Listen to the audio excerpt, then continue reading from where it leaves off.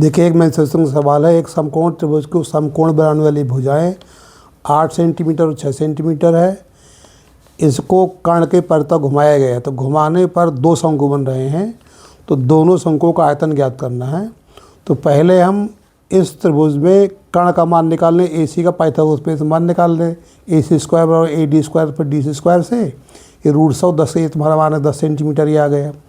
अब इसकी त्रिज्या निकालने के लिए हम केवल त्रिभुज का क्षेत्रफल ही सिद्धांत लगाते हैं। तो त्रिभुज ए डी सी का क्षेत्रफल निकालेंगे, 1/2 आधार गुणे लंब, तो इसका आधार 8 है, लंब 6 मान लें, तो 8 आधार हो गया, लंब 6 को 2 से काट दे, 2 चौको 8, तो आ गए 6 चौको 24 सेंटीमीटर स्क्वायर तुम्हारा ये आ गए।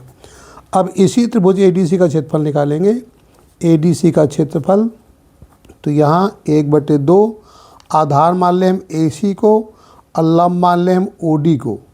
ओ डी तुम्हारा यहाँ से यहाँ तक, इसको हम त्रिज्या मान रहे हैं ना, तो ओ डी मान लिया, तो 1/2 ए सी कितना है तुम्हारा, जो 10 निकाला गया ए सी, और ओ डी को हमने आर मान लिया, क्षेत्रफल वही देंगे 24 से यहाँ 2 से काट दिए तो 5 आ गए, तो 24/5 तुम्हारा आर आ गए। अब इसका आयतन ज्ञात करना है, तो यहाँ दो शंकु बने हैं, जब आयतन निकालेंगे तो आयतन में जो ऊपर का शंकु है, शंकु ए बी डी का आयतन, और प्लस दूसरा शंकु बना है शंकु बी सी डी का आयतन।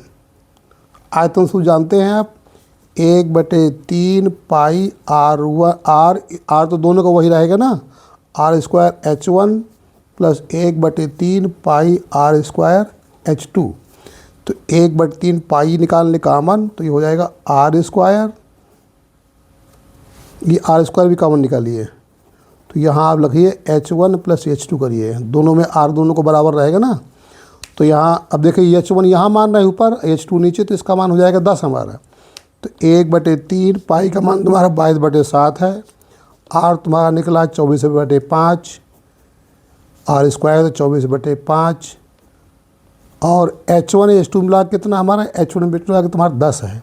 इसका कैलकुलेशन करेंगे तो ये काटेंगे 3/24 और 5 दूनी 10, तो ये तुम्हारा हो गया 8 दूनी 16, 8 दूनी 16 176 गुणे 24 दूनी 48/7 पना 35। इसका जब कैलकुलेशन हम करते हैं तो कैलकुलेशन तुम्हारा आता है 241.37, 241.37 सेंटीमीटर क्यूब, ये हमारा आयतन आ गया। तो ये पूरे समूह का आयतन हो गया।